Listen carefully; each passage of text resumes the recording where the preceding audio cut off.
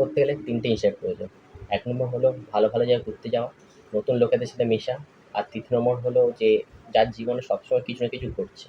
ভালো কিছু ঘটছে, আনন্দ কিছু ঘটছে, সবসময় তার জীবনে কিছু, তাদের পক্ষে ব্লগটা ঠিক আছে। বাট আমার জীবনে ৩ কোনোটাই নেই। তাও ট্রাই করছি ব্লগ করার। তো দেখতে থাকো পার ডে কী করি। চলো।